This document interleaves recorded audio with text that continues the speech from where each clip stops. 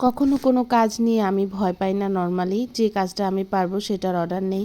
তবে এই কাজটা শুরু করার পর আমার একটু ভয় লাগছিল যে কাজটাকে আমি পারফেক্টলি করতে পারবো কি না।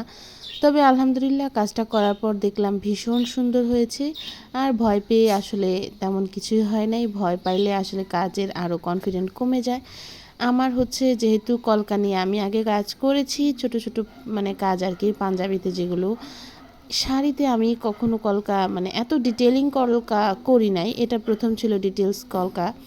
তো এইটার কাজগুলো অনেক বেশি সুন্দর আর কি, আমার কাছে অনেক বেশি ভালো লেগেছে। মিষ্টি কালারের মধ্যে সাদা কালারের কলকা দিয়ে হচ্ছে ডিজাইনটা করেছিলাম শাড়িতে।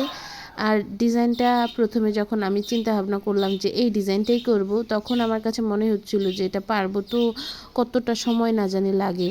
আসলে অনেক সময় দেখা যায় অনেক কাজ হচ্ছে সময়ের জন্য ভেবেচিন্তে করি না, দেখা যায় একটা কাজে প্রচুর সময় যায়, সেক্ষেত্রে দামটা সেইভাবে হচ্ছে নেওয়া যায় না। কারণ আমাদের পেজে একটা প্রত্যেকটা প্রোডাক্টের একটা প্রাইস রেঞ্জ থাকে, রেঞ্জের বাইরে আসলে সব সময় খুব বেশি বাড়ানো যায় না। তো সেই দিকটাও খেয়াল রাখতে হয়। অনেকেই অনেক সময় কমপ্লেন করেন যে আপু আরও ডিটেলসে কাজ চাই। যখন আরও ডিটেলসে কাজ করবো প্রাইসটাও আরও ডিটেলই হবে, এটা স্বাভাবিক বিষয় না বলেন?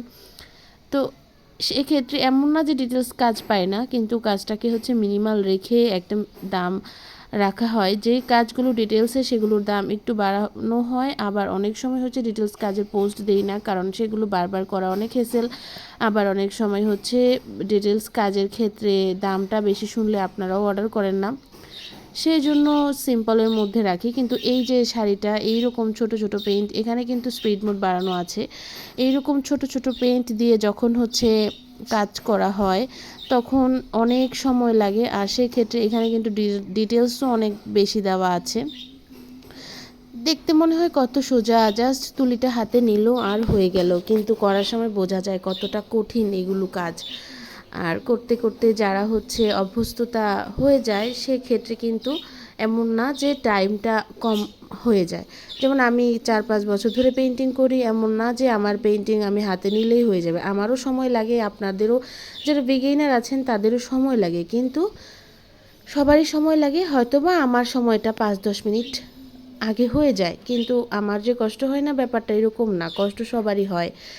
এই জন্য সবসময় আর্টের মূল্যায়ন দেওয়া লাগে। যারা আর্টের পোশাক কিনেন না, পরেন না, তারা আসলে ওইভাবে জাজ করতে পারবেন না। যেমন মাঝে মধ্যেই হচ্ছে বলে আপু এই শাড়িটা তো আমি নিউ মার্কেট দেখেছি 700 টাকা। 700 টাকায় হ্যান্ড পেইন্ট শাড়ি? এক কালারের একটা শাড়ির দাম কত বলেন? এরপরে রং আছে, এরপরে হচ্ছে পেইন্টিংয়ের যে টাইমটা আছে। আমি একটা শাড়ি 2 দিন 3 দিন লাগায়া করলাম, এরপরে যদি সেটা মূল্যায়নটা ঠিক মতো না পাই তখন কিন্তু আমার ভালো লাগবে না, আমার কাছে এটা কষ্ট লাগবে। কারণ মনে হবে যে আমি এতগুলো টাইম শুধু শুধু ওয়েস্ট করেছি। এখন আপনারা যদি আবার কোনো একটা প্রিন্ট, যেমন হচ্ছে বিভিন্ন প্রিন্টের শাড়ি থাকে, স্কিন প্রিন্ট, ডিজিটাল প্রিন্ট, এই সব শাড়ির সাথে যদি আপনারা হ্যান্ড প্রিন্টের একটা মানে মিলান, তখন কিন্তু আসলে প্রাইসটা সেম থাকে না। এরপরে হচ্ছে হাতের কাজ সবসময় একটু বেশি থাকে, সেটা ধরেই অর্ডার করতে হয়। আর সেটা চিন্তা ভাবনা বা মাথায় নিয়েই করতে হয়, যেহেতু কাজটা ইউনিক। যতই আমি সেম ডিজাইনে করি এটার মতো আর হবে না, আর ইউনিক সব কিছুই একটু এক্সক্লুসিভ হয়। এরপরও আমি চেষ্টা করি রিজনেবল রাখার জন্য। আমি জানি অন্যান্য পেজ থেকে আলহামদুলিল্লাহ আমার পেজে কোয়ালিটি, পেইন্টিং সব কিছু মিলায়া অনেকটা কম।